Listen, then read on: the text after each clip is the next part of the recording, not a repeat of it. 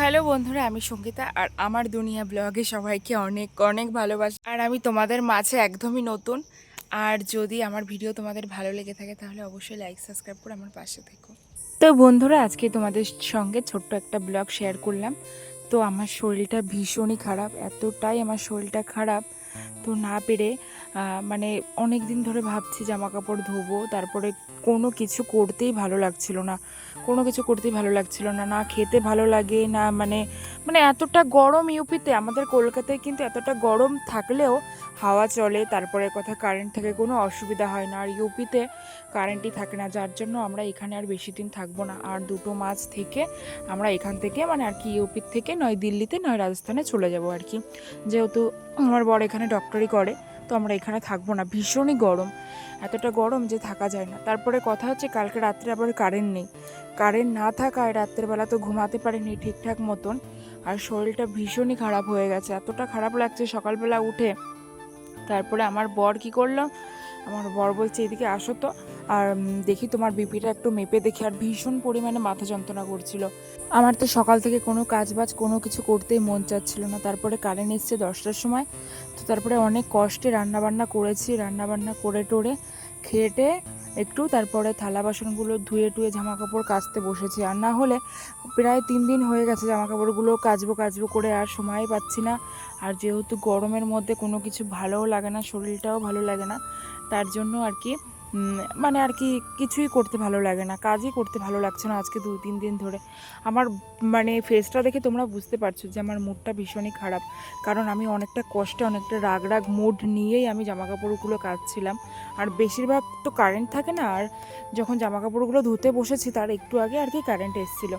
তো তারপরে আর কি ভাবলাম কি যে তাড়াতাড়ি তাড়াতাড়ি করে জামা কাপড়গুলো আর কি মানে কেচে টেচে নিই। আর তারপর আর একটা কথা কি যে মানে কোনো কিছু খেতে গেলেই না মানে কেমন একটা গা গুলায়, মানে এরকমটা লাগছে, মানে আমি বলে বোঝাতে পারবো না। মানে মাসে 15 দিন খুব খেতে ইচ্ছা করে, আর মাসে 15 দিন মানে কিছু খেতে মনই চায় না, জোর জবরদস্তি করে ভাত টাত খেতে হচ্ছে। মানে গরমে তুমি যাই খাবে এখানে থাকলে মানে সেটাই খেলেই তোমার গ্যাস হয়ে যাবে। সে তুমি গ্যাসের জিনিস খাও আর এমনি জিনিস খাও, তোমার গ্যাস হবেই হবে।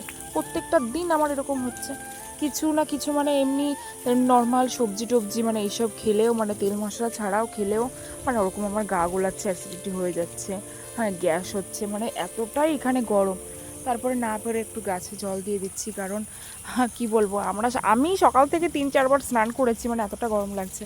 আর ওরাও তো মানে কি বলবো, ওরাও তো গাছ হয়তো কিছু বলতে পারে না, কিন্তু সেটা তো আমাদের বুঝতে হবে। তো যাই হোক, তো আমি একটু গাছ টাছ সব কিছুতে আর কি জল টল দিয়ে দিয়েছি। এদিকে প্রবীর আমাকে ডাকছে, আমাকে বলছে যে তোমার বিপিটা একটু মেপে দিই, মানে আর কি আমার প্রেশারটা মাপবে, যেহেতু আমার শরীর খারাপ। তো তার জন্য আমি তাড়াতাড়ি তাড়াতাড়ি করে কাঁচা ধোয়া সব কিছু আমি করে নিলাম। এখন আমি ঘরে যাব, এখন ঘরে গিয়ে তারপরে দেখব। আমার তো ভীষণ ভয় লাগছে, ও আমাকে অনেকবারই বলেছে সকাল থেকে যে মানে আর কি এসো আমি বিপিটা আর কি মেপে দেখে নিই, মানে আর কি প্রেশারটা নর্মাল আছে নাকি। এবার তা আমি বললাম যে ঠিক আছে, একটু পরে পরে করতে করতে এখনও আমার সময় হয়নি, এখন দুপুর 3টে বেজে গেছে। এখন আমি কাজ করছি আর কি, গাছে টাছে জল দিচ্ছি, জামা কাপড় ধুয়ে টুয়ে থালা বাসন ধুয়ে নিলাম। এখন আর কি আমি ঘরে যাব, ঘরে গিয়ে তারপরে আর কি বিপিটা আর কি মাপবো।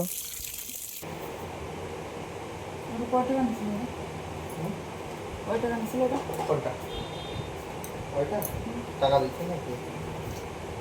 3,000 টাকা। কয় টাকা? 3,000 আচ্ছা, এই করতেছে কিসের জন্য এত? লাগবে ওটা, এখন না পার্মানেন্ট লাগে আমার। আরে বাপরে, আরে কি এত টাইট করে নাকি কেউ?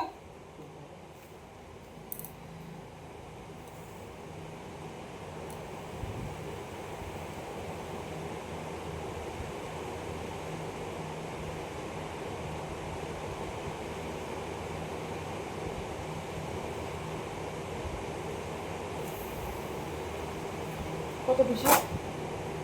হ্যাঁ,